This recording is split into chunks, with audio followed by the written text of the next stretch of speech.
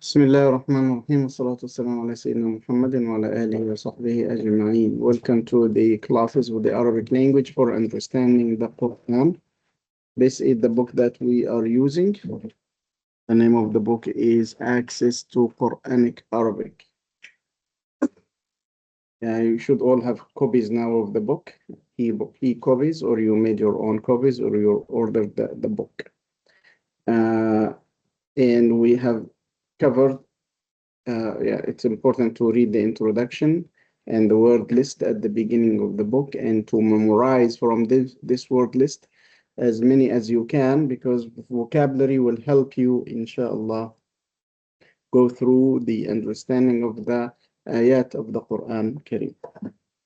We say that the purpose of this course is not to speak Arabic. To speak Arabic, this is another course. It will depend mostly on dialect, which dialect you will be speaking in. But it is geared towards the Quran, especially understanding the language of the Quran. Assalamu alaikum. And the understanding the meaning of the words and the meaning of the sentences in the Quran, so that you can appreciate the miracle of the Quran and know why the Quran was challenging for the Arabs. So we have this word list, and the word list has got the most frequently used words in the Quran. And all our examples in the whole course will be only from the Quran. And we will study the grammar of the classical Arabic language, mostly applicable to the Quran, which means that sometimes the rule applies to standard Arabic, and sometimes modern Arabs will no longer use this rule, but it is used in the Quran. So unit number one, we finished unit number one, where we looked at the nouns, pronouns, especially masculine nouns. So we said that words in Arabic, every word has got a gender by itself. So if you have a word like this, rajul, you should be able to pronounce the letters. This is a prerequisite for this course. If you have a word like rajul in this way, it has got many things. First, it is singular. Second, it is male. And third, it is indefinite.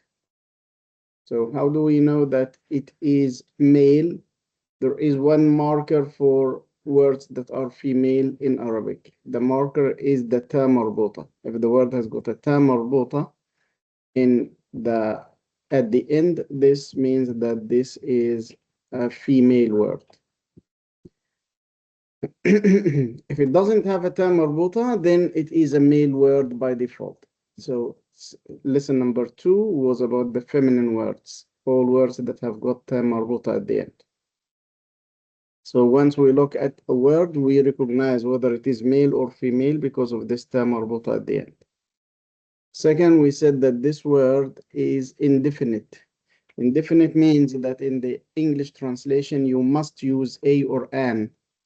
In the Arabic language, you don't have any marker, any specific, like visible marker for indefiniteness. Rather, we have for definiteness. So for the word the, we have al. But for a or an, we don't have anything. So just leaving the word as it is, then in the English translation, you have to use a or an. Okay, so need for a or an. However, some scholars say that adding the tanween at the end. Tanween means double of the haraka. And haraka means the short vowels, the fatha, dhamma, kasra. So the fatha, dhamma, kasra are short vowels that will make it easy for us to pronounce words. For example, this is ki, tab, kitab. So this is kaf, has got a kasra under it. So pronounce it ki, not ku, not ka. And this is ta, has got a fatha, so kitab. And the same thing here for ra. This is the ra letter and a fatha. So it is ra, not ru, not ri. And this ju, with a dhamma. So raju. So these harakat, these vowels, short vowels, as long as they are in the word, in any part of the word except the last letter, these are just used for pronunciation. If it is in the last letter, they have another function in addition to pronunciation, which is a grammatical function. And here, alhamdulillah, so here, if you have double of these, this will be called tanween, which means that you pronounce it with a noon sound. So you say rajulu, rajulun, kitabun, and amrun. And this tanween is a marker of indefiniteness. You cannot put this tanween to a word that has got al. So the equivalent of a or an in Arabic will be the tanween. However, even in the language of the Quran, once you say a word and you stop, you do not pronounce the tanween. You do not pronounce the tanween because all Arabic words, once you stop on them, you do not pronounce the haraka on the last letter. You just stop. So, for example, you say al-qari'ah, mal-qari'ah. You are stopping. So once you are stopping, you are not even pronouncing the ta. You're pronouncing ha. But if you connect, you say al-qari'atu mal-qari'ah. So al-qari'atu, this two was added because of the linking. It is part of the word, but it was not pronounced. It is now pronounced because of the linking. Same thing is قُلْ هُوَ اللَّهُ أَحَدٌ. So we stopped at ahad. But if you continue the next ayah, you have to say قُلْ هُوَ اللَّهُ أَحَدٌ وَاللَّهُ الصَّمَدُ. So the tanween at the end should be pronounced now, should be clear. You have to pronounce it. So this is the general rules of the Quran in general and on how to pronounce the word. So this is Surah Al-Ikhlas. Say قُلْ هُوَ اللَّهُ أَحَدٌ. There is tanween at the end, but no one pronounced this tanween because most people will stop here. قُلْ هُوَ اللَّهُ أَحَدٌ. Most people will say قُلْ هُوَ اللَّهُ أَحَدٌ. But if they would like to connect these two ayat together, this tanween has to be pronounced. So we say قُلْ هُوَ اللَّهُ أَحَدٌ Allah. قُلْ هُوَ اللَّهُ أَحَدٌ اللَّهُ الصَّمَدُ. Okay. And then even as-samad has got a dhamma at the end. But we do not say as-samadu. We only say as-samadu if you connect to the next ayah. But if you stop, you say as-samad.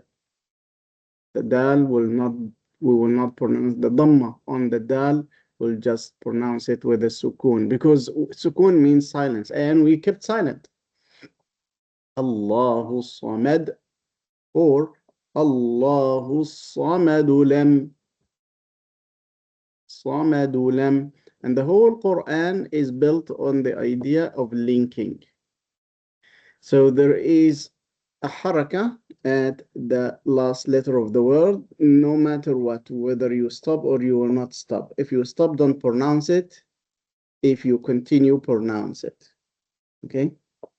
So for example here, this is the last word. So there is nothing after it. Yeah, but you may connect it to the next surah. So if you connect it to the next surah, you have to pronounce the tanween here. And the tanween here has got a dhamma and a small meme, which means that the tanween here is not fully un. It has to be Why should it be Because of the ba and bismillah. So you have to say وَلَمْ يَكُنْ لَهُ كُفُوًا أَحَدٌ بِسْمِ اللَّهِ الرَّحْمَنِ الرَّحِيمِ. And this is called iqlab and tajweed.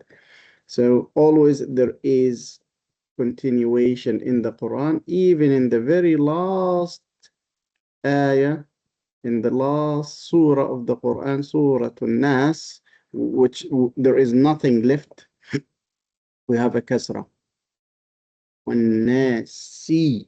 So So why should we write a kasra? I mean, this is the end.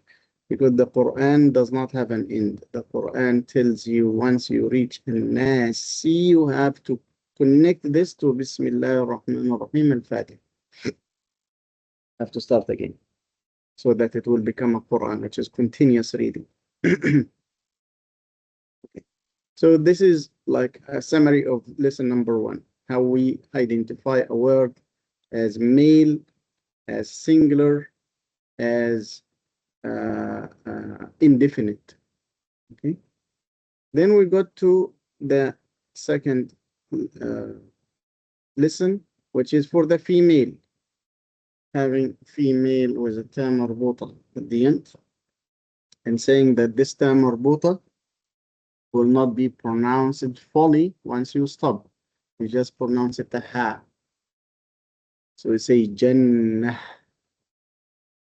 So although it is a ta marbuta, but we do not say jannat. We only say jannat if we connect. Jannatul khuld. But if you stop, you say jannah.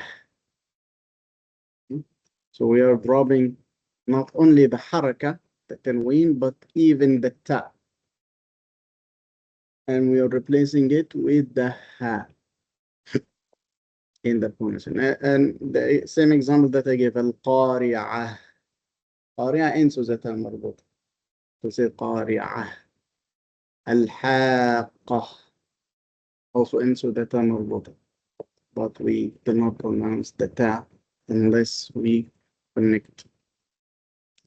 One thing you have to be aware about is some people, especially among the Arabs, they drop the tanween and they drop the ta, but they do not replace it with a ha. They just drop them and that's it. So what's left is the fatha of the letter before last. So they will say Jannah. Jannah. Jannah is not complete. We need to hear Jannah. We need this ha at the end. But because it is a weak sound, the ha is a weak sound, and it is like difficult for people to like overdo it, they just reduce it to the fatha before it. So they say Jannah. But this is not the correct pronunciation. The correct pronunciation should be Jannah. Imra'ah. Ayah.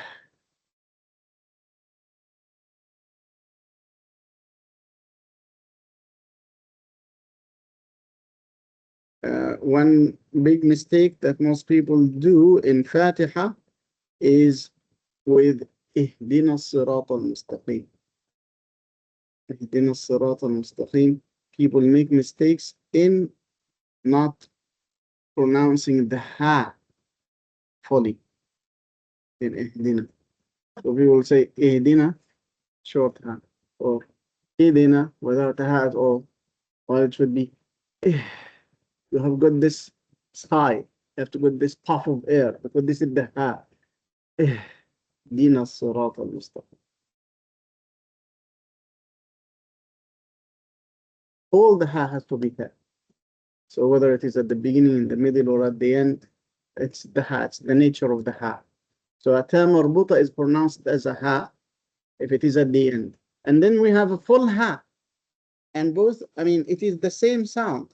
We are just not making the ta marbuta a ta sound. So we use a ha in place of it. No, but it gives the correct, I mean, it can change the meaning. In fact, if it is confused with another word that doesn't have this ha. For example, if you say, yes,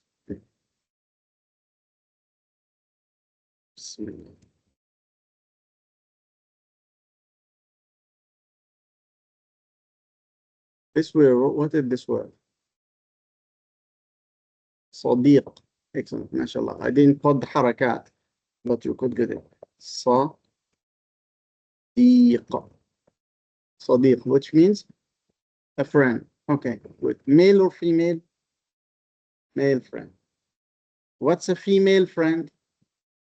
صديقة. was a تاء مربوطة. Okay, good. صديقة. Okay, mashallah. Now, if they have the same word,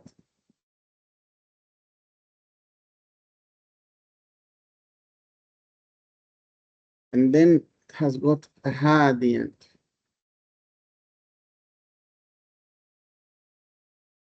I'm not seeing the letters, so I'm just depending on my, yes, my intuition into the letters. So if you pronounce the first one, it will be صديقة, and then you stop. And the second one is صديقة, and you will stop. So it is exactly the same pronunciation, but there is a difference in meaning. So what is the difference in meaning? This ha here means his. So this is a pronoun added at the end. Inshallah, we'll study this later on. So this means his friend, his male friend. So Ahmed talked to his friend. Okay. While if you use it with a term marbuta, this will mean Ahmed talked to his girlfriend. So this is a different meaning. Whether Ahmed is a respectable person talking to his friend, or Ahmed has got a girlfriend. So subhanallah, the two dots and not the two dots is very important. Like, so in this lesson we looked at the female and the marker of the female. We also said that there are some words in Arabic that are female even if they do not have the ta marbuta, like these words, and they are no more than 12 to 15 words, including sama, shams, ard, harb, nafs, and anything part of the body that usually occur in pairs, like qadam, uzun, ayn, yad. In the third lesson, which we skipped, and we took in place of it the pronouns. So we looked at the pronouns in order to approach complete sentences. So we said that these are the pronouns in Arabic, the personal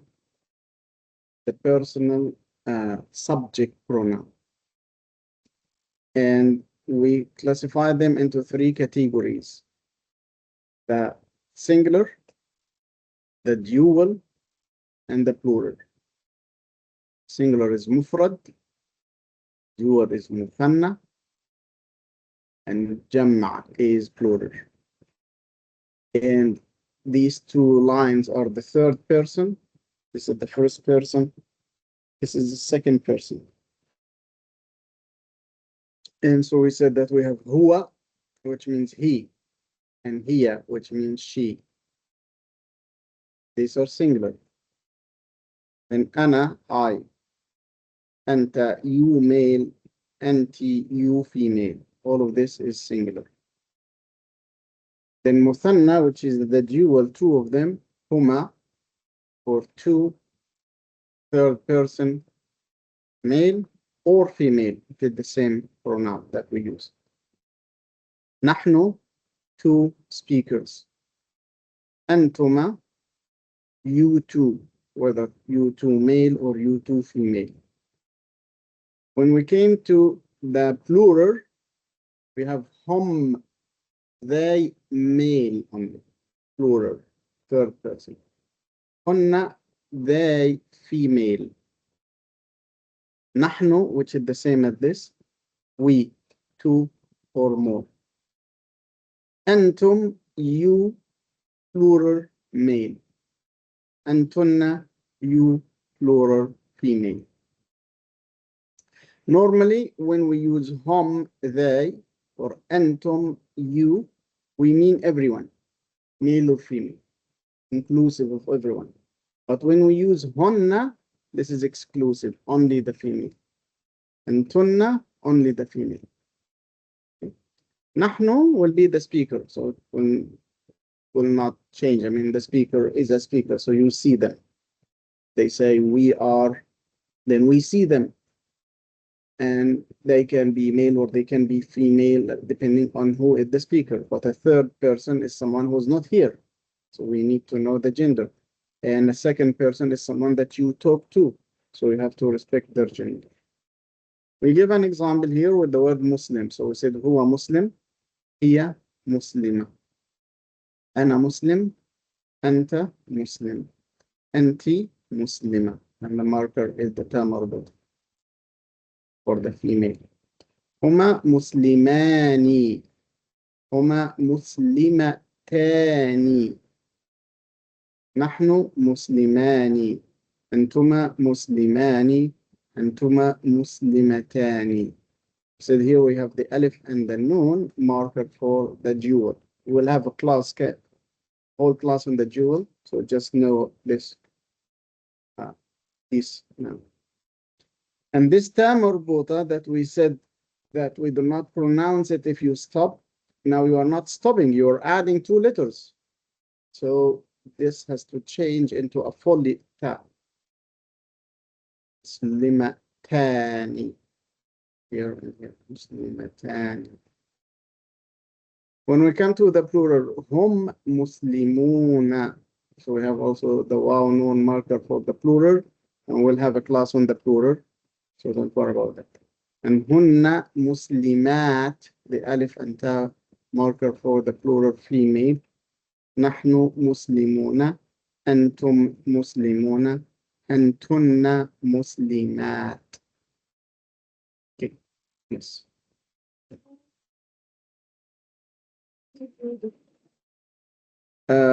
So if the word is familiar like Muslim, you already know how to pronounce it. You just add the prefix at the end. So it will not be a problem. For a new word, yeah, it can be.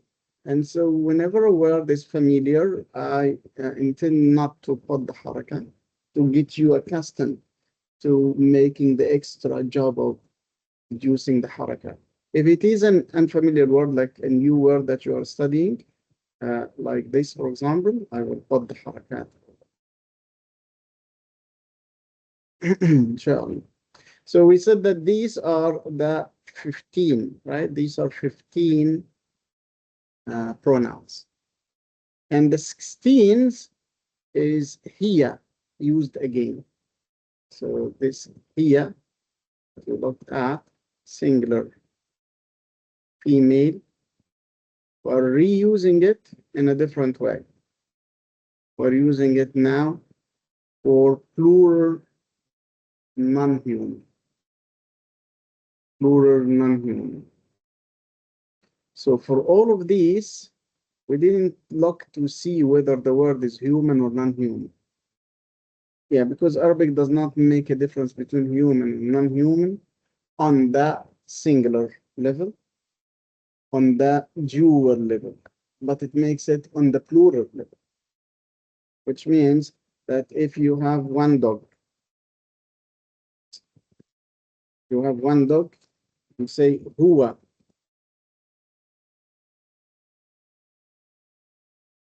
كلب وكلب. So you use the word huwa, which is he, as we use it with huwa رجل. No difference. هما كلبان. These two are two dogs. So if we use it with human, we say huwa ولد. هو ولد. هما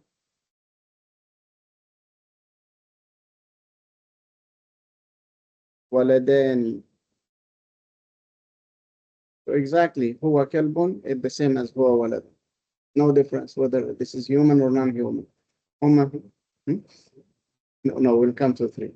Now هما كلبان is the same as هما ولدان. No problem. But when we come to the three, the plural, we say هم أولاد. These are boys. But for dogs, we don't use hum. We say here.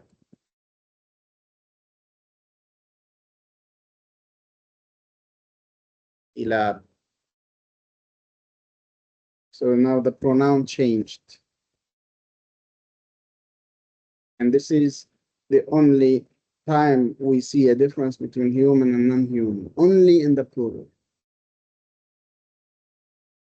And we are using here, which is the singular female human. We reuse it now with the plural inhuman, whether male or female. So the word kalb is male, and the word قطة, for example, قطة is female, has got a ta مربوطة.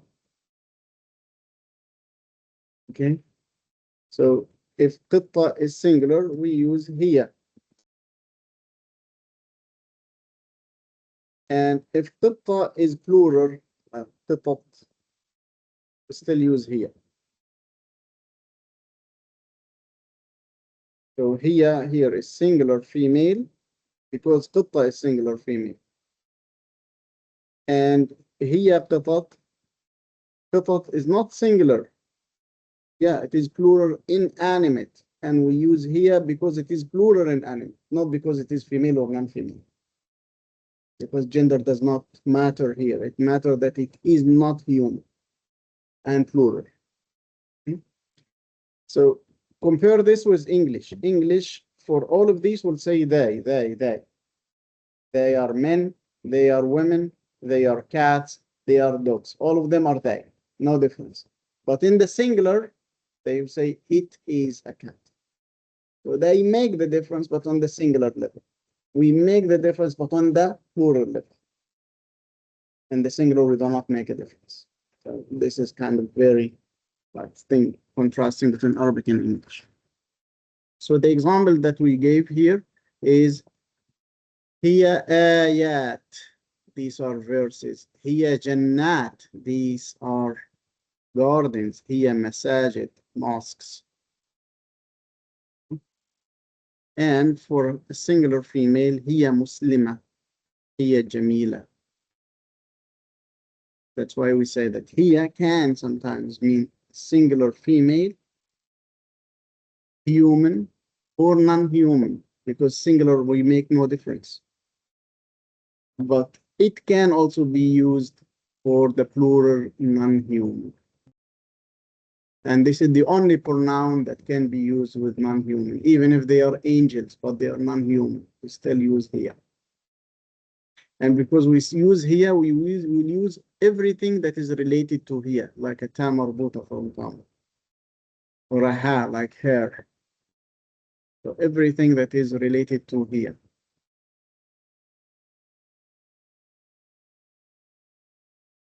And we can see examples of this. So we are not studying the verb in this level, but we know some of the verbs. We'll come across some of the verbs. So when Malaika came to Sayyida Maryam to give her glad tidings of Isa alayhi salam, Allah subhanahu wa ta'ala says, قالت الملائكة. The Malaika said. So why should it be قالت with the ta at the end? Simply because this is an Arab. Simply because they are non-human. And if they are non-human, we deal with them as if they are singular female. So here is the ayat. Yes. Look at this. قالت امرأة عمران. She said to امرأة عمران, the wife of Amran. So the wife of Amran is singular, female. So we use قالت. Now, just a few ayat later, we have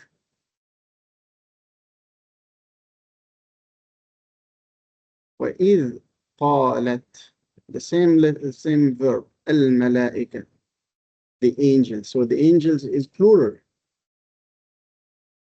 but it is not human. Because it is not human, we use the same verb, قالت, as we used it with the singular human, female.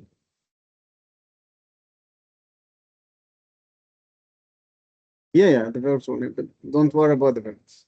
Yeah, don't worry about the verb now. We'll study it inshallah in another level. Yeah, the verb changes. Uh, Arabic is very close to French and the changes that happen. And these changes will give you extra levels of the meaning so that you approach the Quranic text with more like understanding why, especially this meaning. Now we are at unit number 3, where we have two words together. So we looked at just one word. Now, having two words together, this can be a full sentence, full small sentence, or part of a sentence. So if it is a full sentence, like the example that we have seen here, هذه جهنم. This is Jahannam. So we also looked at the pointers, هذه and هذا. And we looked at هي فتنة. هي فتنة. It is a test. So this is a full sentence. هي فتنة. It is a test. هي خاوية. It was deserted. Or it is deserted. And we said that in the Arabic language, we do not have verb to be in the present. So هي فتنة, these are two words. هي is a pronoun, it or she. Fitna is test. Where is, we do not have is. We have a nominal sentence and a verbal sentence. For the whole level, we will be dealing only with nominal sentences. The verb and anything that is related to the verb will be in another level, inshallah. So having two words next to each other, these can be a full sentence. هي فتنة. Sometimes we can intensify it with inna. So adding inna at the beginning, inna, which means indeed.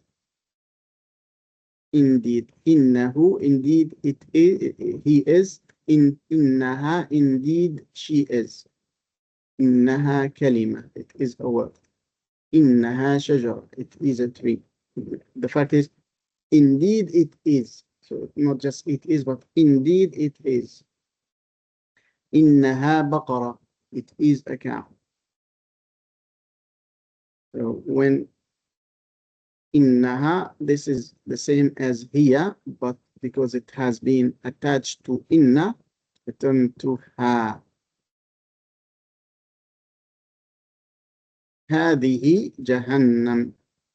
We said that هذه is a pointer, female. And Jahannam is female. It doesn't have the term مربوطة because it is one of the exceptions that we listed. هذه النار, same thing. النار is female without the term مربوطة because of the exceptions. هذه سبيلي, this is my way. This ya at the end means my. And the word sabil is female because one of the exceptions. تلك الجنة. Al-Jannah is female, singular, non-human. And tilka means that. So this is a pointer for the far. We looked at هذا, هذه, and ذلك, and tilka. These four. So I said that two words next to each other can be a full sentence. Can be, which means doesn't have.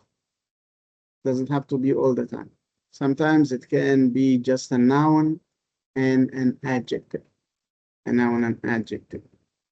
So we have here the adjectives in this lesson. Rasul is messenger. Kareem is noble. So Rasulun Kareem, this is not a full sentence. This is just a noun and an adjective. Rasulun Kareem, a noble messenger. So how do we know that this is an adjective? In Arabic, we have this rule that is called agreement. Agreement, which means that the second word should agree 100% with the first word. Agree in what? Agree in everything. So if this is singular, this has to be singular. If it is male, this has to be male. If it has a ta marbuta, like this has to get a term marbuta.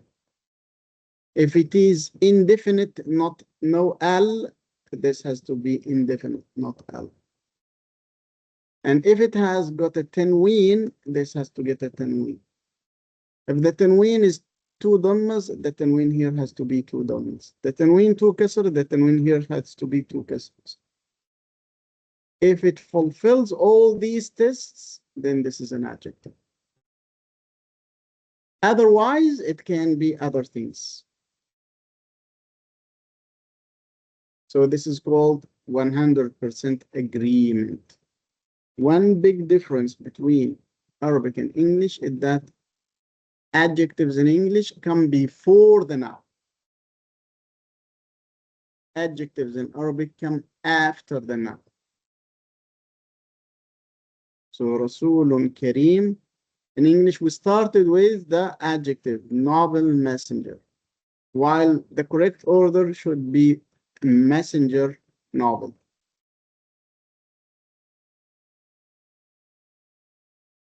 Also note that the English translation added a, because we don't need a in Arabic. It is enough that it doesn't have al. So the English translation added a and changed the order to follow their grammar. But the Arabic grammar says we start with the noun and then the adjective follows. Rasulun Kareem. So in grammatical terms, we say that the adjective will agree with the noun in number, like singular or dual or plural. Will agree in gender, whether it is male or female. Will agree in definiteness, whether it is definite or indefinite. Will agree in case. Case means whether it is nominative, accusative, or genitive. These are some difficult words, but we'll study them in more details, actually. Which means that a word, when it is in the subject position, has got a marker. When it is in the object position, has got a marker. When it is in the indirect object position, has got another marker. So an example from English is he met her. Okay. He met her. So why didn't we say he met she?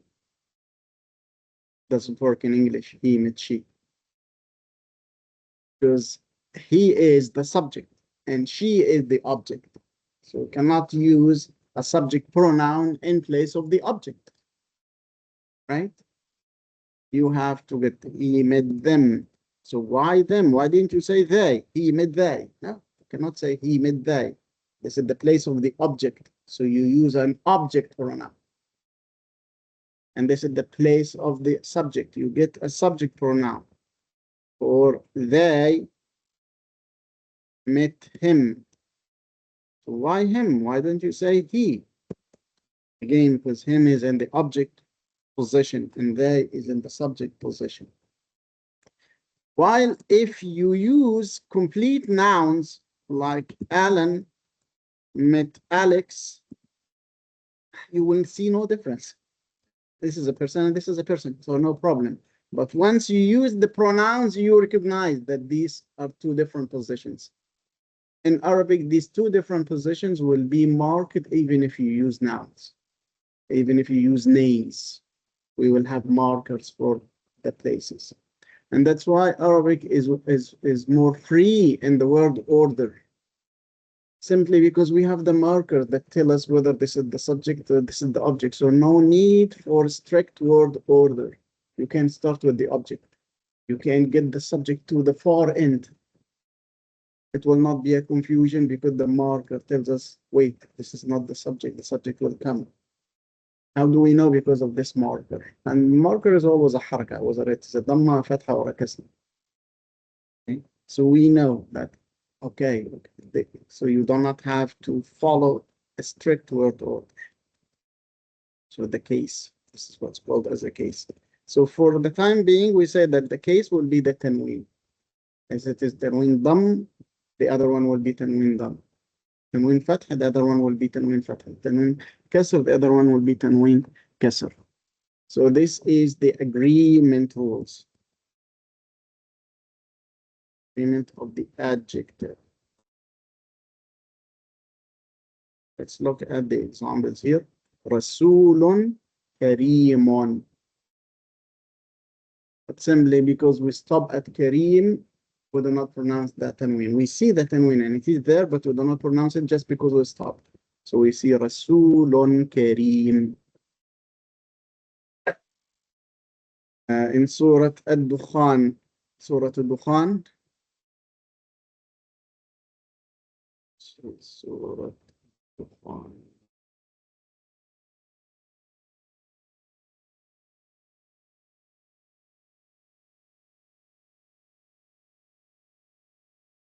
Surah Ad-Dukhan.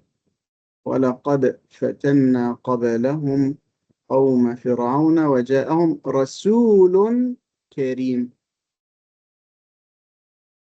رسول كريم.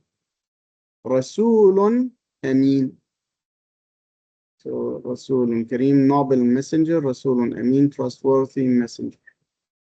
So here is رسول and here is كريم. Here is رسول and here is أمين. The tanween here is echoed by a tanween here. The tanween here is echoed by a tanween here. Now we said that the different shapes of the tanween depend on the rules of tajweed. So here rasulun, because the tanween is followed with a kaf, this will be ikhfa. So two dhammas. While karimun, the tanween is followed by hamza, and so it has to be idhar. So this is how idhar is written. Same thing here, rasulun, the tanween is followed with the hamza. So idhar. Aminun, this tanween is followed with a normal letter like wa. So this is idgham. Minun, minu. Now the word sultan. Sultan means authority. Sultanin with a kasra. Mubinin, clear. Sultanin mubin. Qur'anin kareem.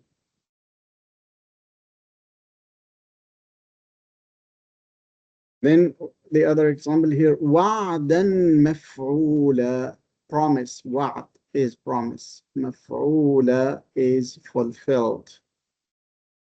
What we need to look at is this is singular, this is singular, this is indefinite, indefinite. This has got a fatha at the end, this has got a fatha at the end. Male, male. How about a female? Here, this is a female. آية. بينة. We pronounce it connected. آية بينة. آية بينة. Okay? So this is what we mean by the agreement. We said that the case refers to whether it is subject, object, or indirect object. So if you say in English,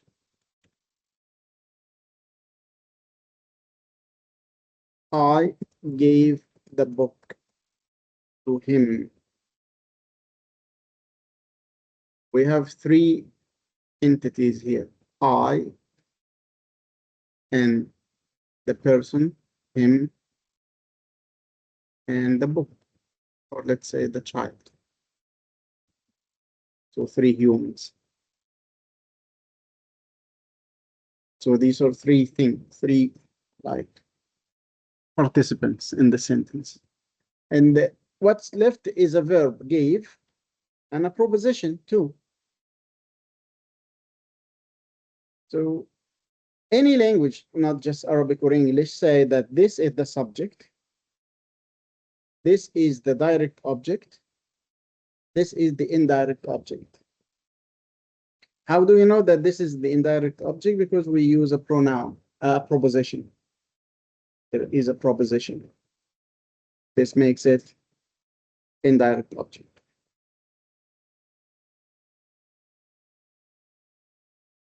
Okay. Now, if we change this into the man gave the child to the woman, the same thing. The man is the subject, the child is the direct object, and the woman is the indirect object. Now, if you make any change, this will be confusing. If you said the woman gave the child to the man, then they changed their positions. If you said the man gave to the woman, this is still confusing.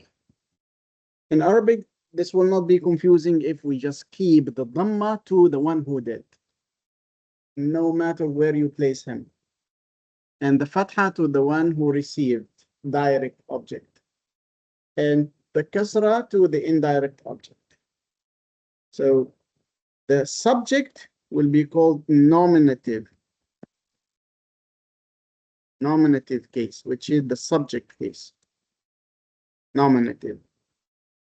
And in Arabic, we call this marfu'. Marfu'. So the nominative case. It's important to know some of the grammatical vocabulary because we will be using them. So marfu' is nominative, and this means a word in the subject position.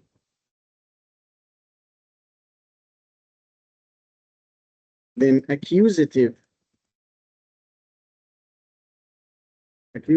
case, this means direct object. And in Arabic, this is called mansub.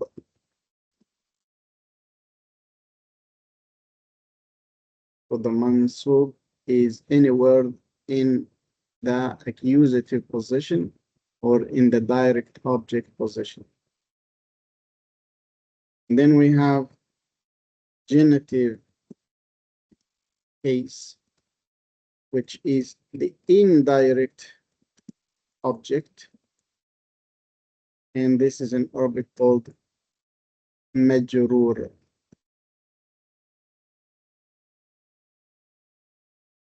So majrur, indirect object.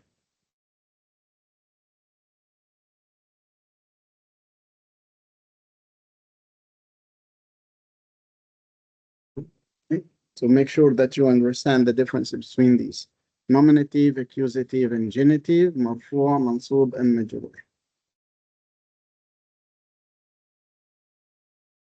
So the nominative, which means marfu', the marker for the nominative here is the dhamma.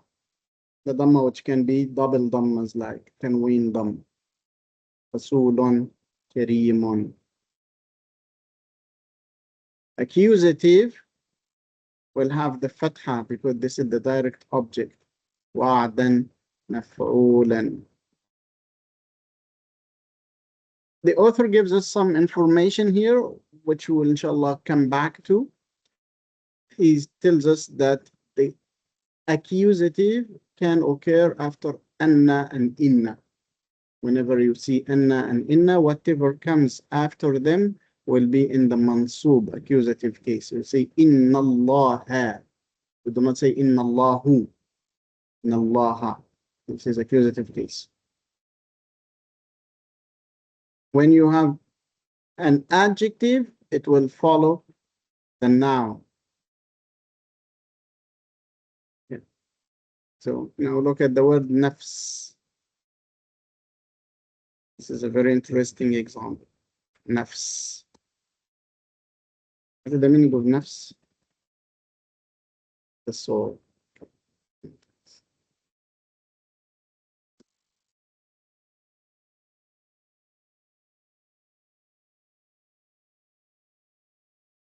So we'll say nafsun.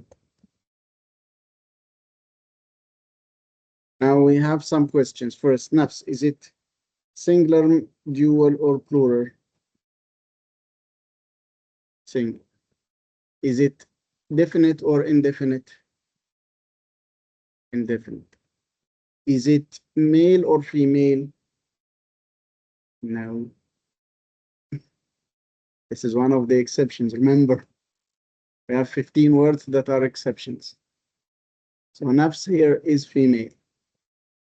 The word nafs here is female. How do we know? You have to memorize, my friend. You have to memorize some vocabulary.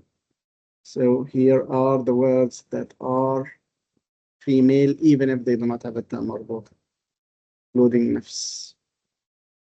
النفس حرب سماء شمس دار جهنم الأرض سبيل عين يد أذن قدم.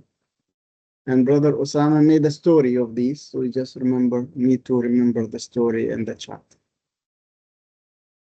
So this is female. Okay. So we said for the number it is singular, right? For the definiteness it is indefinite. For the gender it is female.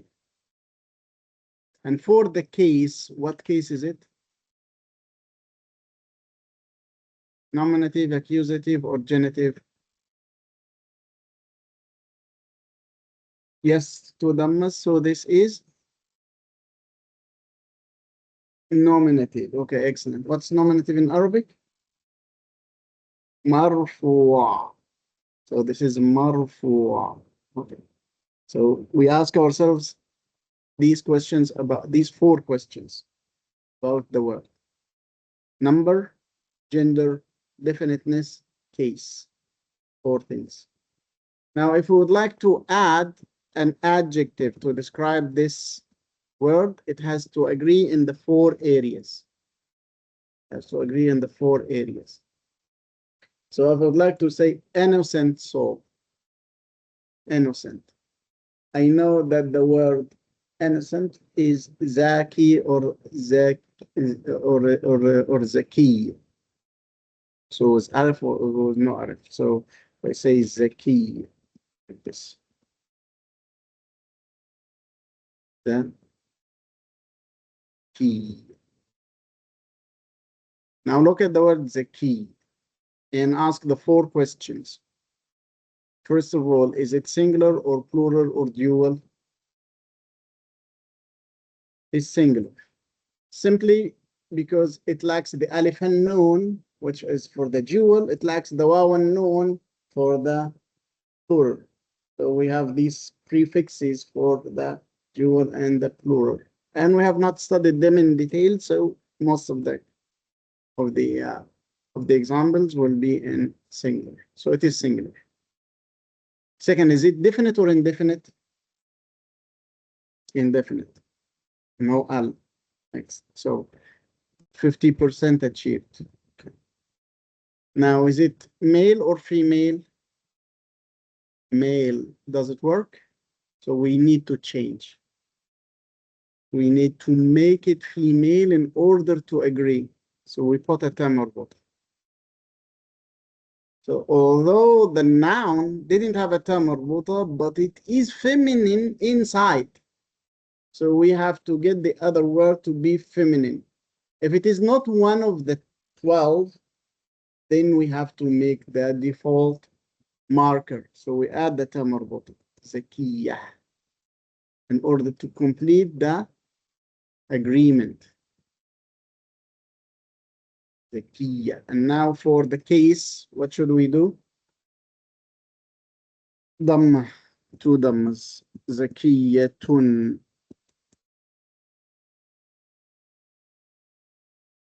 Nafsun zakiyatun. Subhanallah. So this end result that we're having, nafsun zakiyatun, is in fact not an easy process, as you can see. 4 things had to be passed. Otherwise, it will not be an adjective. So nafsun zakiyatun. So this is for the word nafs. what about a word like jasad, like a pure body? The word jasad is not among the 15. So is it male or female? Male. Now, if you would like to use the same adjective, what would you say? Zaki. That's right. Zaki. You don't need to put a ta marbuta. Just use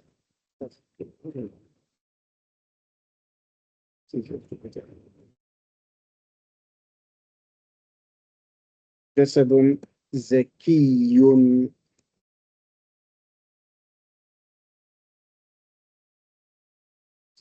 جسد ذكي.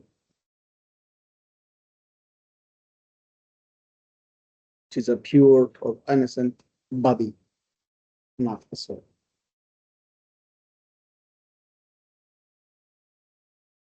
Yeah, that's right. MashaAllah. نفس مطمئنة. مطمئنة.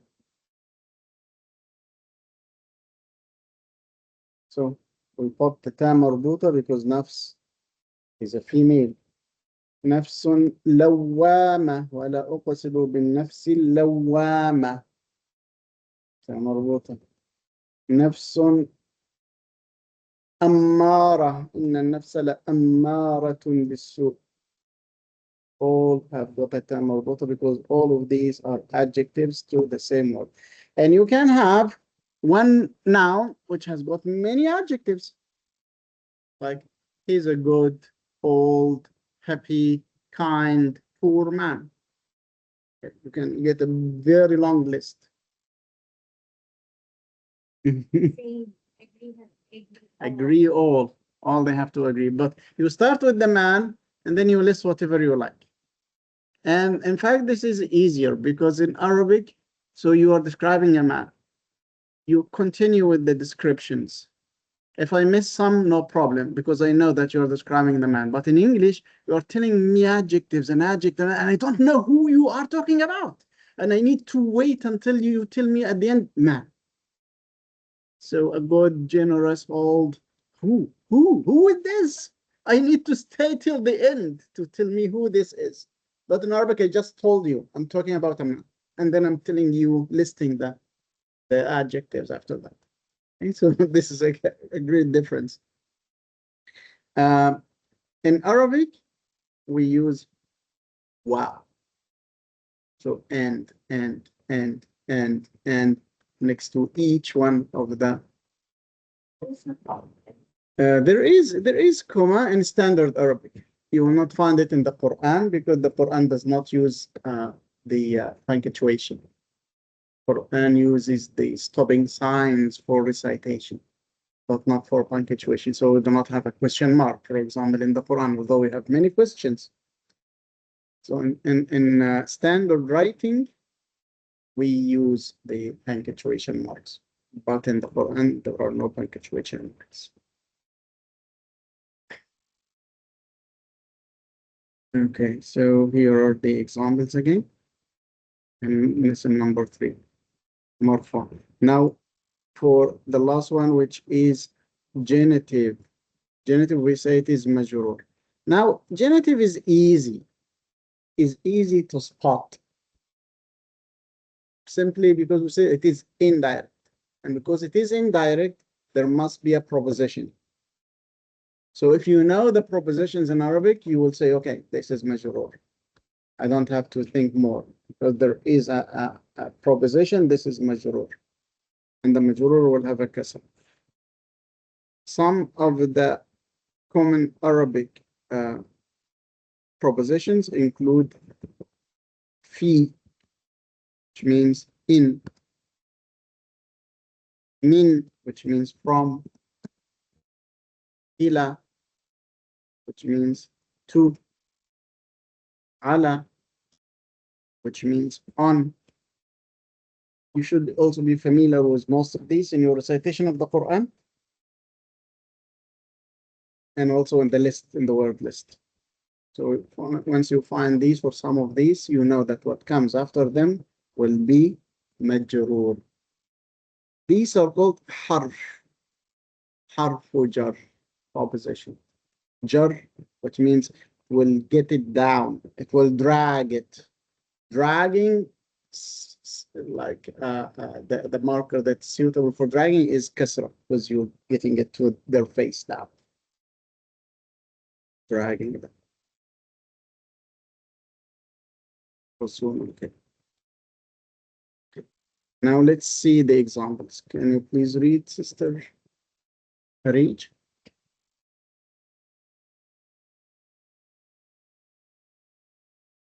هذا شيء عجيب.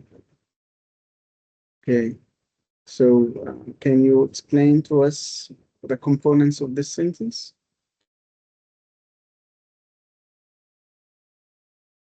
Yeah, so where is the noun and where the adjective? And this is the translation.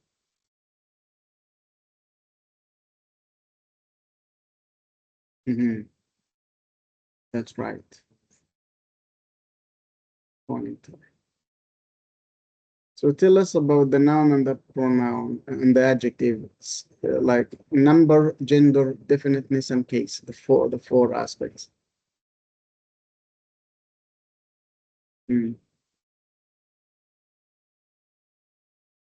Gender, male. Definiteness.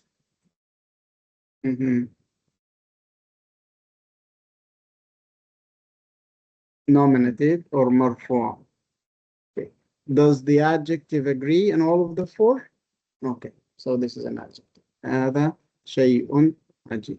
Sister Farzana, number two.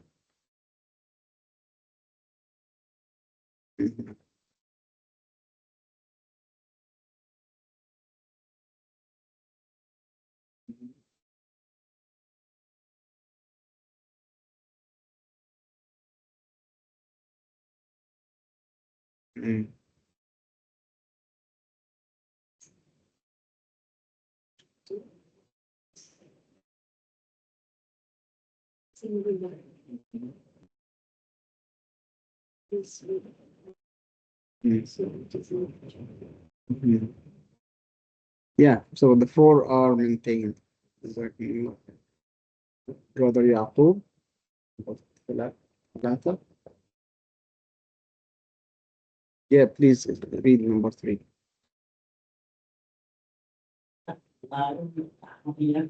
نار حامية. Okay. Tell us about this. What does this mean first? Singular. Indefinite. It is not. To the mother there. Yeah, to the mother there. Yeah. I can follow this was. Yes. Okay. Yeah, no problem. So we can make what's called like reversed thinking. So we don't know whether he's male or female, but we know that this is an adjective, and an adjective has to agree. And if the adjective has got a tam marbuta, then this has to be male. So rather than we are waiting for the adjective to agree, we are getting from the adjective back to the noun. Okay? So we say here narun hamiya, not hami, because nar is female. Now, so you've got some work to do at home to catch up with this, inshallah. Now, Ahmad, you have got two, mashallah. Mm.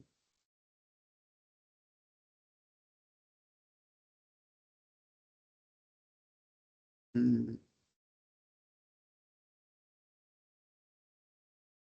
Okay, look at the translation.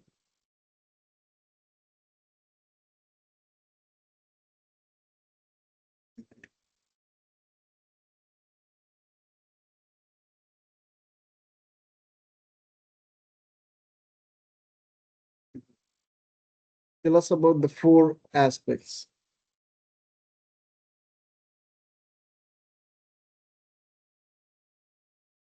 Yeah, number, gender, definiteness, and case. Always remember these four. The gender is female. Okay.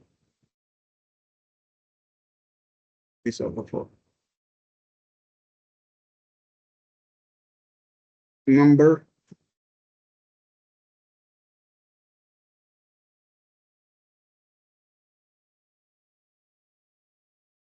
no, I mean, we are still in the singular. We haven't studied singular. Is it definite? Indefinite, yes. So remember also, we have a marker for the definite, which is al. You've got al, this is definite. Most of the Arabic grammar will depend on markers like this. So this marker means that it is definite. This marker means it is female. This marker means it is plural. This marker means it is dual. This marker means it is nominative. This marker means it is so. So we've got to look at the markers. Okay? What about gender, female? And does the adjective agree with all of that? Yes. Now you have another one. And the case, I mean, the case is the two dominants here, nominative, both of them are nominative.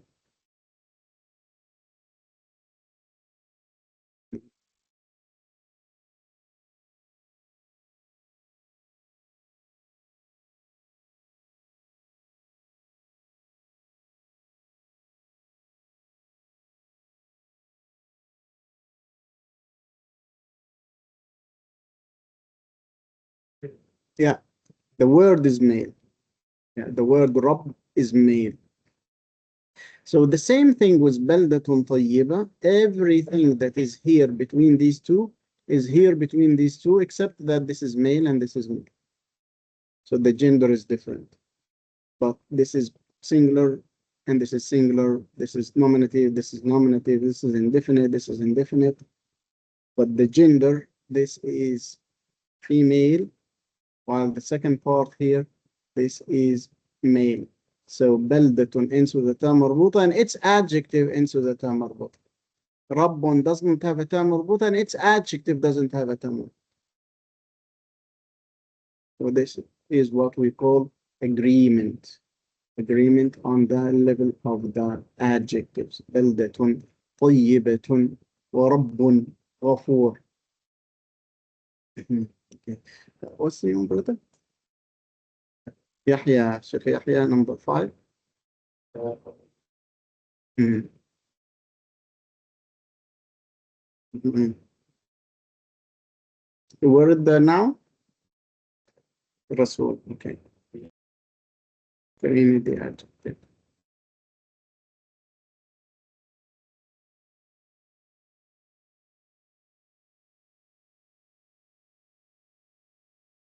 Indefinite.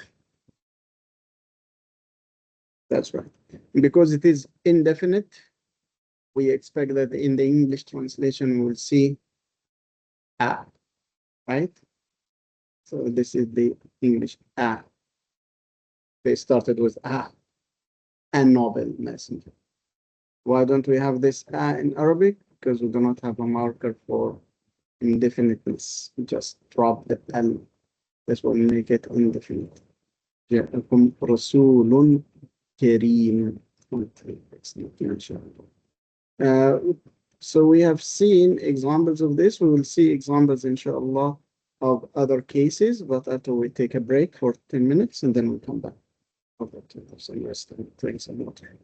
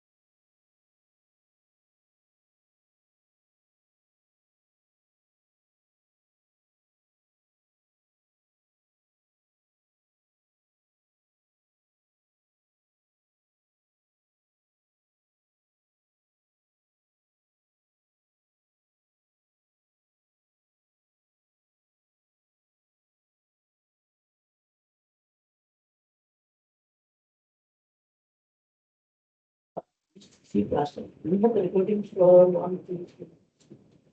We didn't record all of them, record some of them. Because no one asked for recording. And on the group chat, send the recording links. I think we can resend them as well. But I mean, most of what we covered, I already have summarized it. Yeah. Summarized it today. I think that Also on the group chat, I think maybe in the description of the group, you will find the link to the book.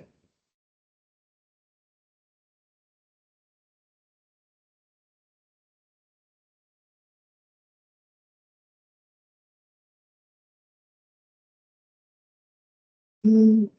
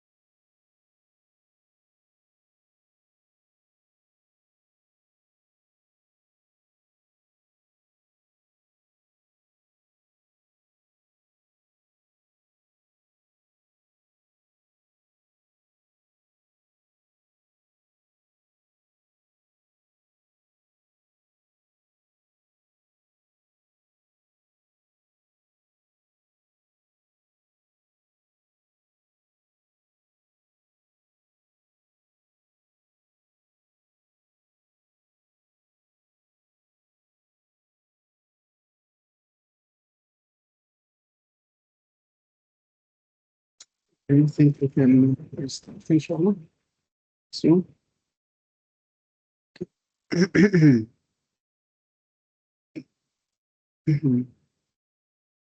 So let's continue the examples. This is the region number 6. Mm.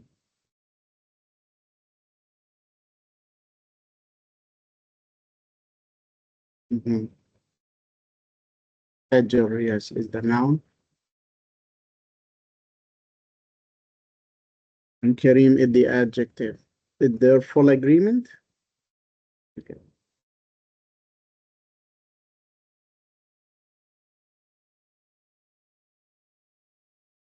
Excellent, mashallah. Sister Farzana. Mhm.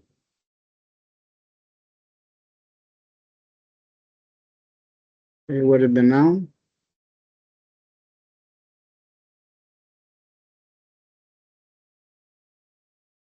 Uh, yeah, so look at the translation here. Okay, so he is a pronoun, so we will not talk about that. Prepared is a verb. For is a proposition. Them is a pronoun. So all of these are out of the scope now. We are looking at the last 2 pages. Yeah. Generous and reward. Where is the reward?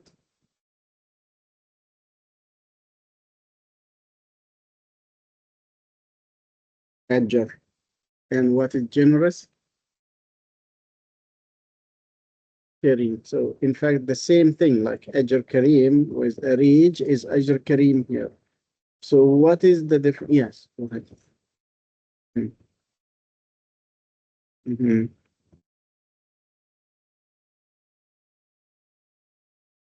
Yes. Okay, it is male, it is indefinite, it is singular, but it is not nominative. It is not nominative. Here the case is different, right? Yes.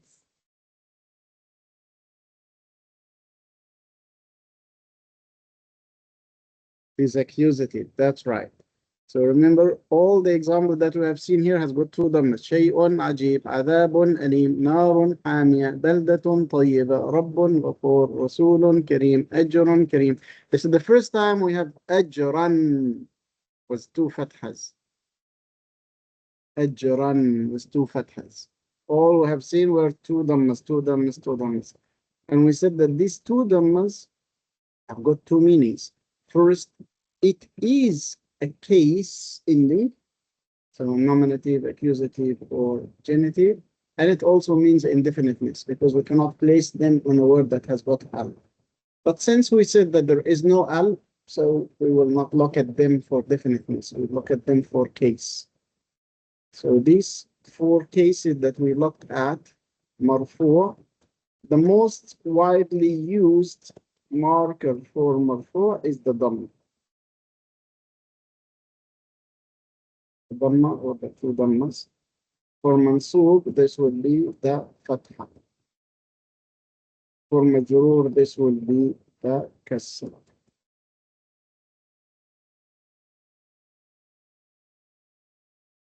So the kasra is the marker for majrur.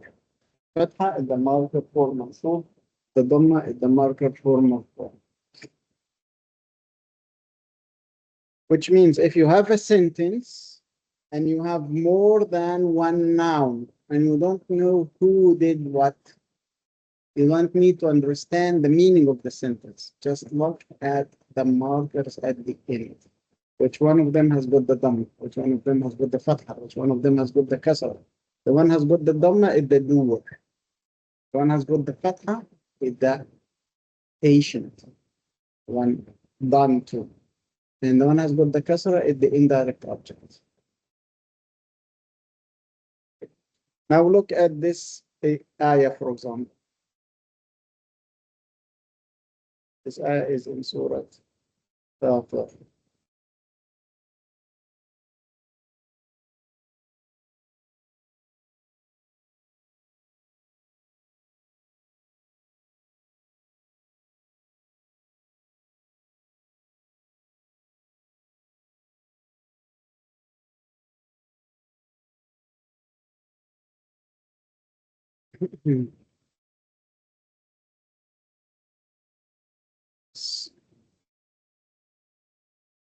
This إنما only يخشى fears Allah among his slaves, those who have knowledge. The question is who fears whom? Those who have knowledge fear Allah, or Allah fears those who have got knowledge.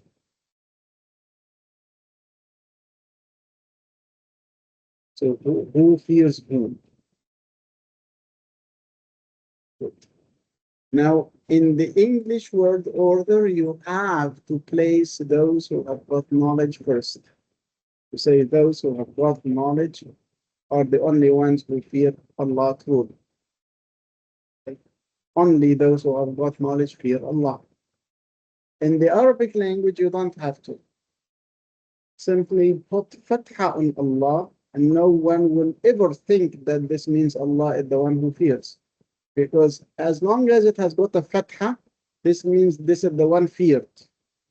This is the object, not the doer. He is not the one who fears. Doesn't have a dhamma. Is the one who is feared. Was he the object? So if he is the object, why did we get him first? Because of importance. This is the beauty of the Arabic language.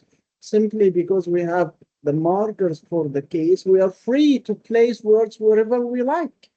So we can now emphasize certain words without any uh, problem with confusion.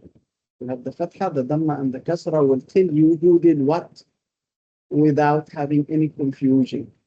So subhanallah, if we look at word by word, we'll see that innama means only. Yakhsha means fear. Allah, and in the English translation, doesn't tell us whether Allah is the object or the subject.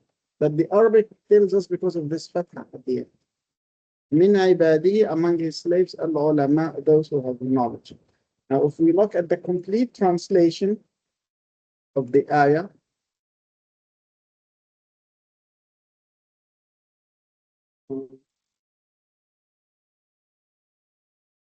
just 5 minutes.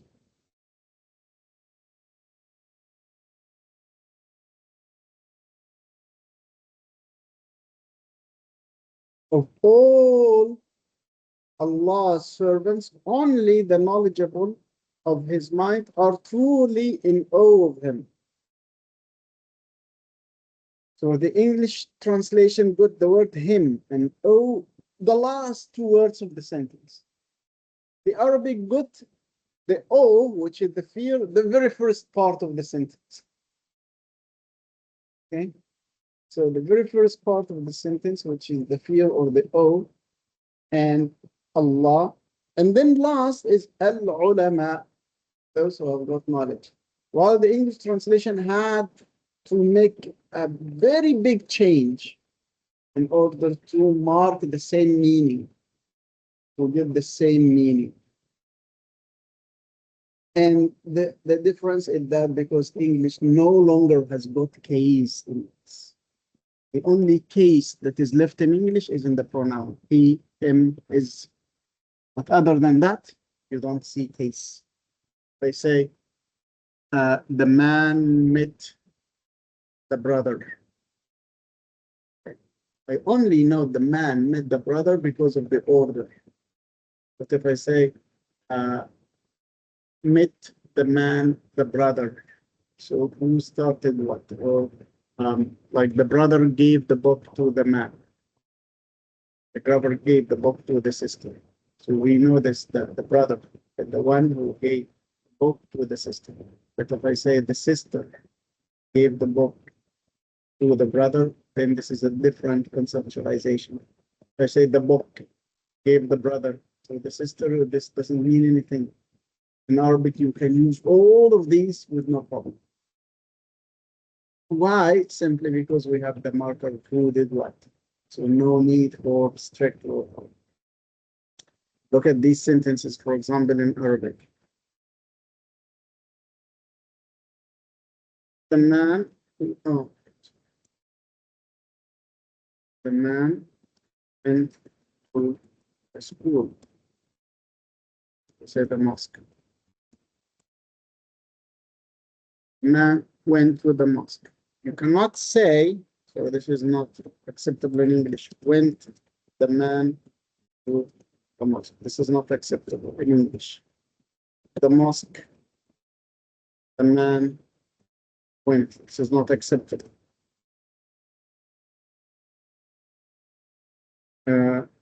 Also not acceptable to say went the mosque, the man. All of these are not acceptable. In Arabic, you can say ذهب رجل إلى المسجد. Okay. ذهب الرجل إلى المسجد. This is correct. Also, you can say الرجل ذهب إلى المسجد.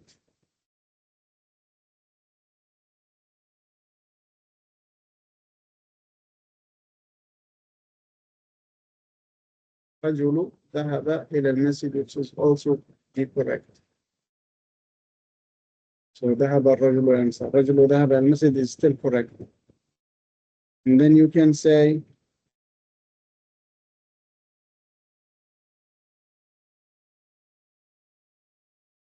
إلى المسجد الرجل ذهب. And this is still correct. And you can say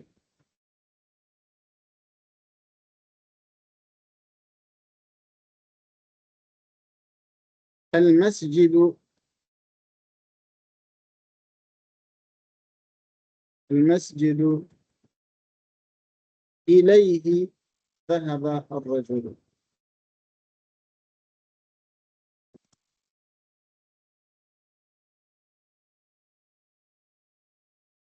And this is still correct. All of these are correct. Yes. Yes, there is. Classical Arabic says if you have a verb, start with the verb. Okay, so if there is a verb, always start with the verb. That's one. That's right. And that's why I chose it in the translation, although the English starts with the man. So I have also the Arabic that can start with the man, but this is not the preferred. This is not the default. The default, if you have a verb, start with the verb. If you do not have a verb, then okay, it's a nominal sentence. Second, any of these options are available, but let's say that 80% of the time people will use the first one and writing, standard writing. What about the others? The others will be used especially for adding a layer of meaning, which is for emphasis. So when I say إلى المسجد ذهب الرجل, this means to the mosque went the man, not to the bar, to the casino. So emphasizing the mosque. الرجل ذهب إلى المسجد, the man went to the mosque, not the woman, not the child. So emphasizing the man. And when we say ذهب الرجل إلى المسجد, he went. He's not asleep. He's not playing. He really went. So the emphasis, each time, where is the emphasis? Isn't there any confusion? No, no confusion, simply because we are maintaining the dhamma and الرجل in all of these sentences. الرجل, all the time, this will be الرجل. No problem with that. They are all correct in Arabic. They are all correct. And they are all acceptable. In the Quran, you overuse these many times. There are instances, however, subhanAllah, when there are tricky words where it is difficult to place the dhamma. And in this case, we'll have to work on other markers or on the word order. Like, for example, daraba. Daraba means what? Hit. Someone hit another person. Musa.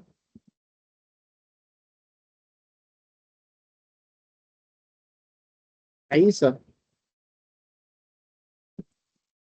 Daraba Musa Isa. Who hit whom? We know that Musa hit Isa. Why can't we make any change? Because Musa and Isa will be difficult to place the dhamma. Musa has got by nature a fatha. So you cannot say Musa. This is not acceptable in Arabic. So you cannot place a dhamma. So all you have to work on now is the word order. So you keep it in the right word order. So there is no other option except. Yeah, you can say this, but you will change the verb. You will make it passive. But just keeping it as active, you should keep the word order. However, if Isa is Fatima, now this is easier. Because Fatima is what?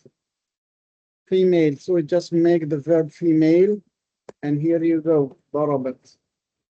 So we don't need now word order. Wait, as long as the verb has got a marker for the female. Remember? So no problem with the word order now, because we know that the verb is only for the female. Yeah, good for Fatima. Now, if you remove the tam marbuta, then this means that Musa is the one who hit. no matter where is Fatima, at the beginning or in the middle, at the end, because we know that the marker for Fatima is missing, so it is not Fatima who did the hitting. So these are like added levels of, let's say, free word order in Arabic, which shows that why English translations of the Quran people are struggling, because they cannot maintain the order of the Arabic language in English. English is so tight to accommodate for these differences in word order. It's strict. It missed its case, it missed its number, missed its gender. Yes. Mhm. Mhm. One simple sentence like a teacher married a nurse. This can have 4 different translations in row. Because now a teacher, is this male or female? English can say both. A nurse, male or female? So who married whom? And we know that verb married is a collaborative verb. So it doesn't matter who is the active, because both of them are active. But if it is another verb, like hit, for example, or shouted at, or whatever, then we will have more translations. While in Arabic, once you say the sentence, it has only one translation, simply because you've got all the markers. If you say, معلم تزوج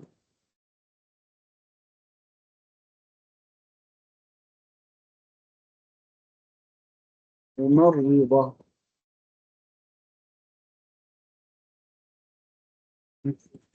That's right. So we hear now that the word معلم is male, said the teacher. ممرضة is female because of the term مربوطة. So no other options.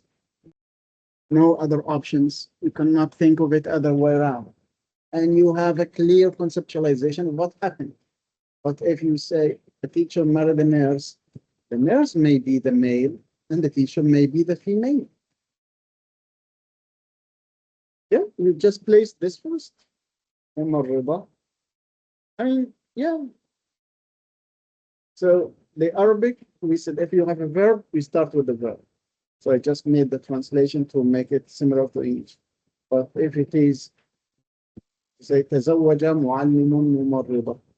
Now, if you would like to say that the mumarrada, which is the nurse, married the teacher, which makes no difference. In fact, just place the marker for the verb, تزوجت. And you don't need to make any other change. Yeah, simply because of the verb is female, then the mumarrada did. But it will be like a weak word, which means like that the nurse married the teacher, and you are telling us about the nurse, not about the teacher. Because normally in the Arabic language and in the Muslim culture, the man is the one who proposes, not the other one, not the other way. So you should have another meaning. Maybe this is the second marriage.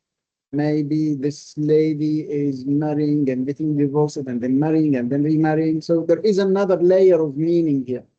This is not the default that we use. So, okay. Got married. Yeah.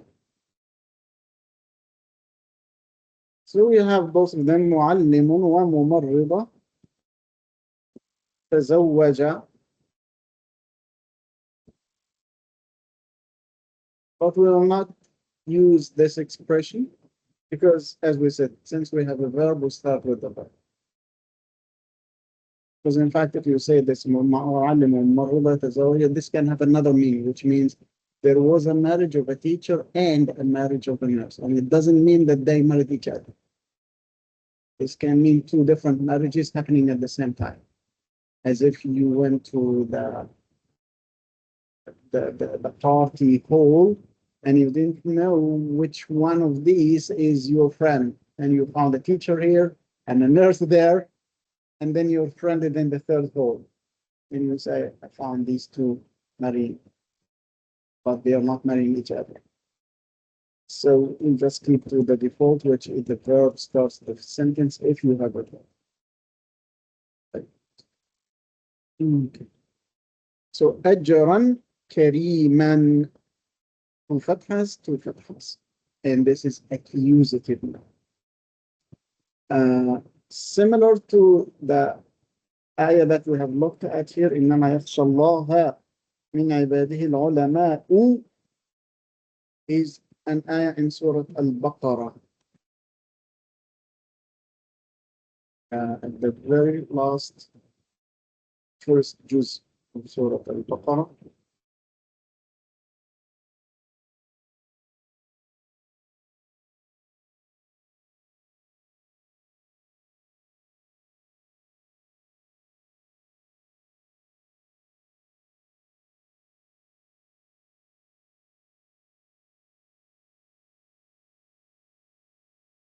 This is the ayah. So look at this ayah. وَإِذْ means remember. Remember when. ابتلى tried or tested. Ibrahim, his Lord. So who tested him?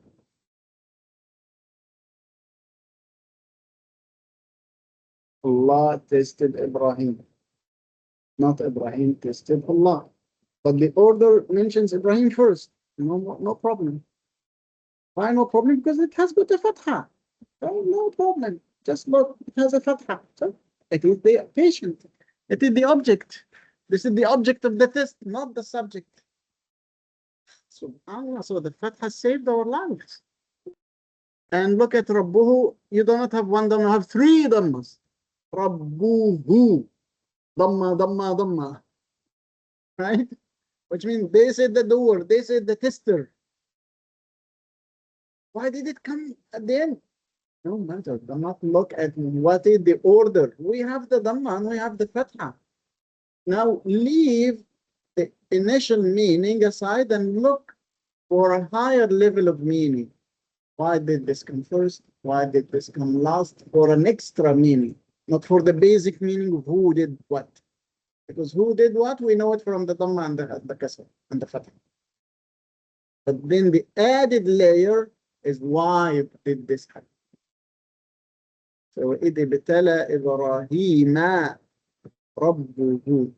Remember when the Lord of Ibrahim tested Ibrahim. The Lord of Ibrahim. And this website will give you like the meaning of each word. But then once you look at the meaning of the full sentence, you will see differences in the order. So it says tested or tried. Ibrahim, his Lord. But in the complete translation,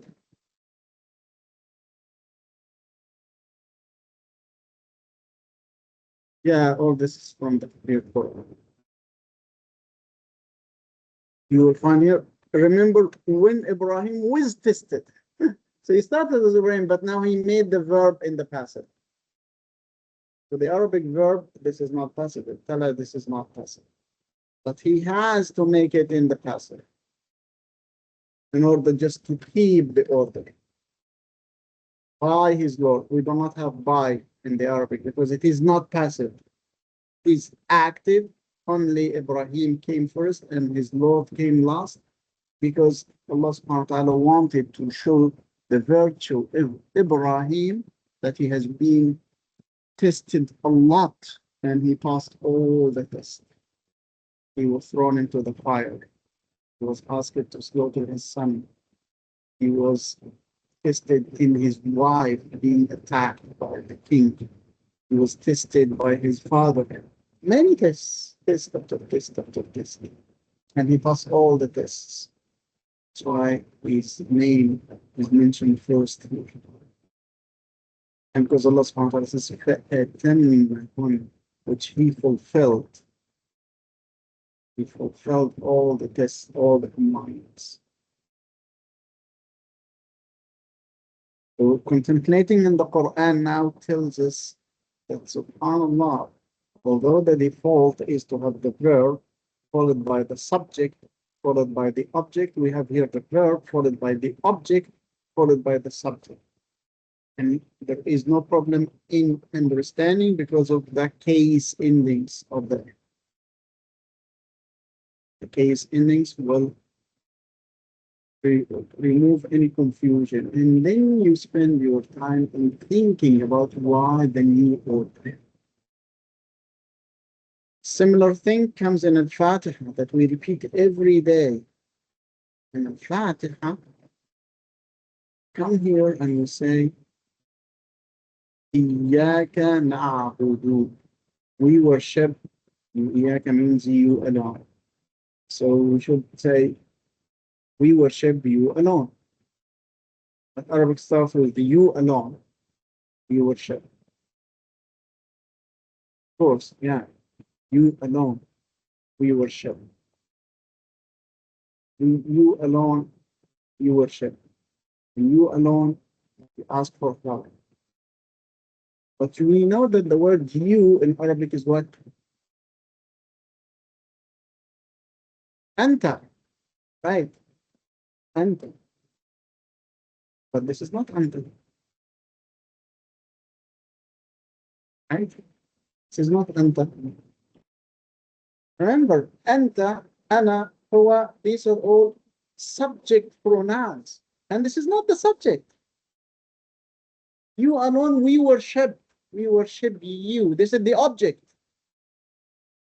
We worship you. This is the object. English you does not change because it lost its case. Okay?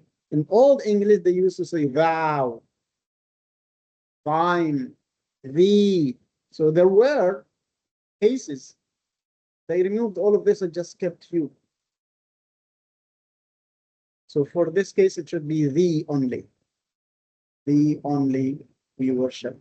Thou is the subject. So you only we worship. And this is object. So if it is object, why did it come first? Because of importance. You always say, إِيَّاكَ نَعْبُدُ وَإِيَّاكَ نَسْتَعِينُ. And you know the meaning you alone we worship, but you don't know that this you is object. Simply had it been a subject, it would be anta. But Allah is not the worshipper, He is the worshipped. So we do not use a pronoun for the subject, we use pronouns for the object. What are the pronouns for the object? We'll study these inshallah. We'll have a list, another list of object pronouns. Yeah. I mean, we have the list of subject, and English has got subject and object pronouns. Him, her, them. These are object pronouns. We have similar things in Arabic, and they follow a pattern. So here, this is iyaka, which is the object came first. Inshallah. جزاكم الله خير, Sister Farzana. This sentence made me ask Brother Yaqub. Yeah, number 8.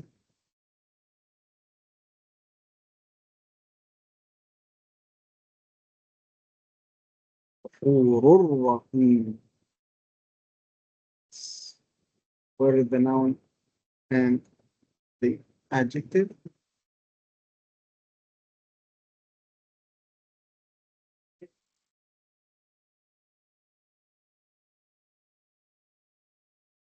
Yeah, so Ghafur and Rahim, both of them are adjectives. So we have two adjectives here.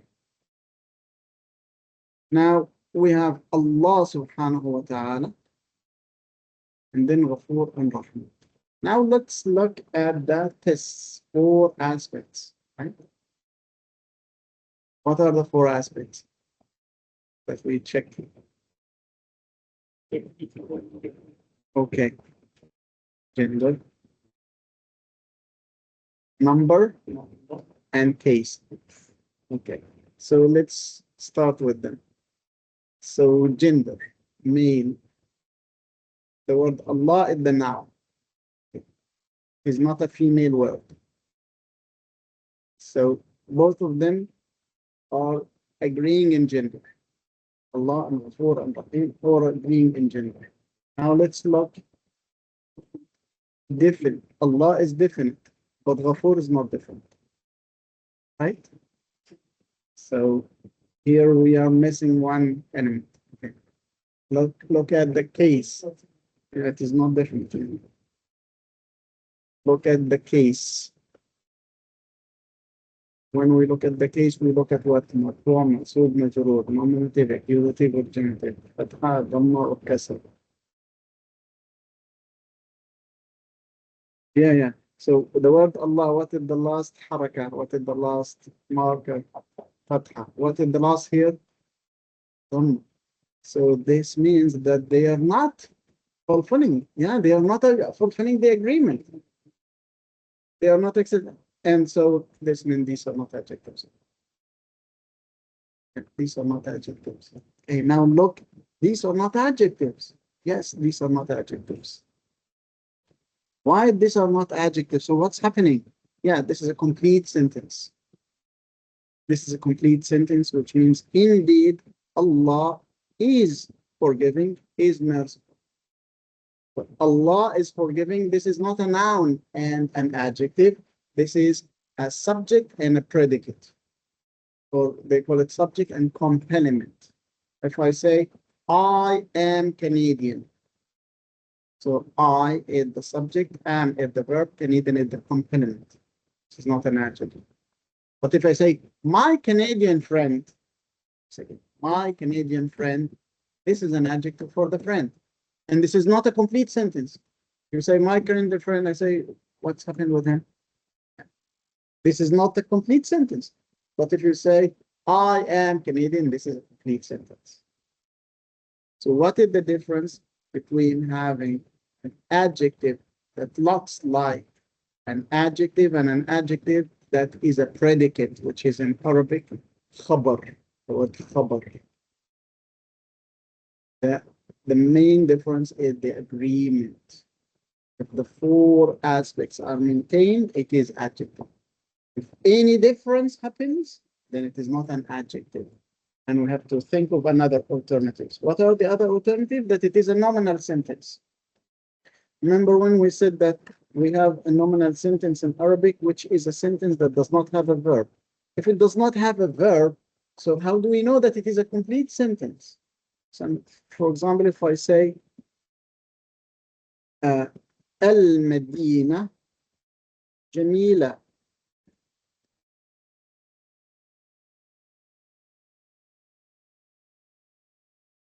المدينة جميلة. What does it mean? The city is beautiful. The city is beautiful. Now let's look at the four aspects. Female, female, ta marbuta, ta marbuta. Singular, singular. But definite, al, no definite. So this is not an adjective. So this does not mean the beautiful city. It means the city is beautiful. What is the difference between the beautiful city and the city is beautiful? The city is beautiful is a complete sentence. You can't stop and you've got a meaning. It is a full stop.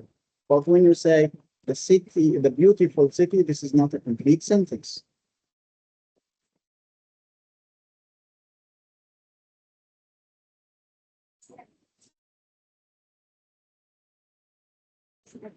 Yeah. المدينة الجميلة.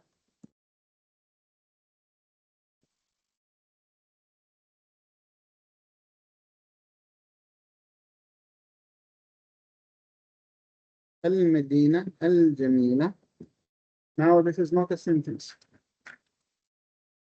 We have 100% agreement. 100% agreement, this means that this is not a sentence. And that's why I do not put one full stop, I put many dots, which means we are missing something. There is something that comes in order to make it a sentence. So, Al-Madinah Al-Jamila, the beautiful city. Let's say here, auto.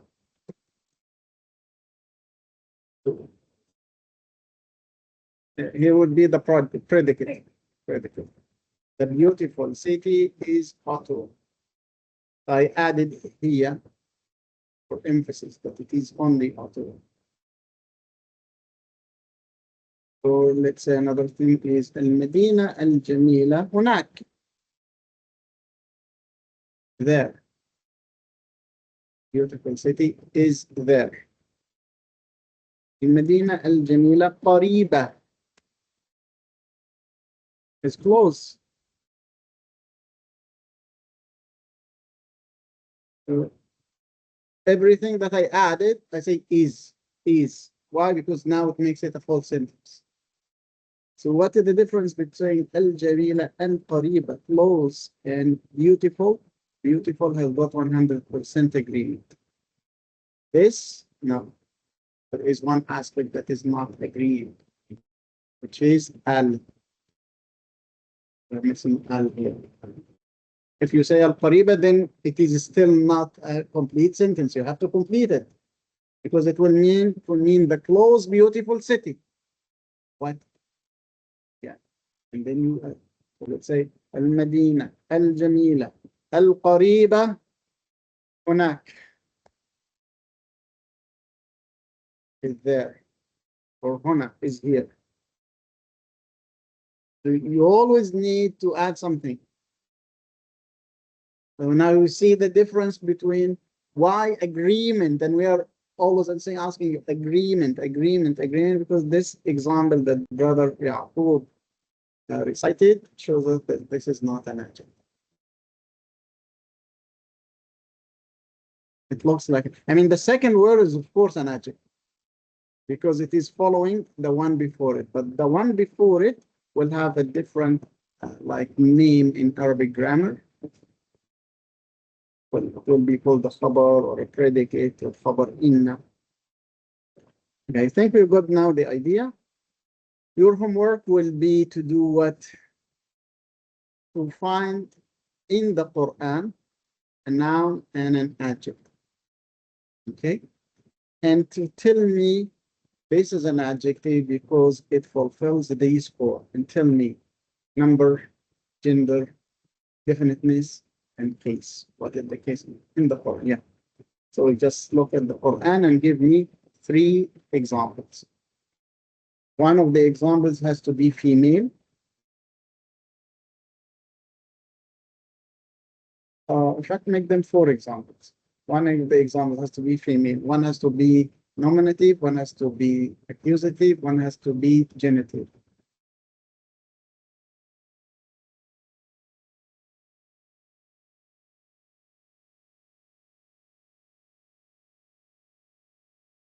No, I need a noun and an adjective, part of a sentence. Yeah, so one of them has to be female. The other 3 can be male or female, but they have to be nominative, accusative, genitive. So these are 4 things that are required. The 5th thing is optional, if you would like to do it or not, which is getting me a sentence that is not an adjective, which means that there is disagreement, so that we see whether you can detect that this is not an adjective or not. Just like the example that Brother Yaqub read today. Inna Allah ghafurur rahim.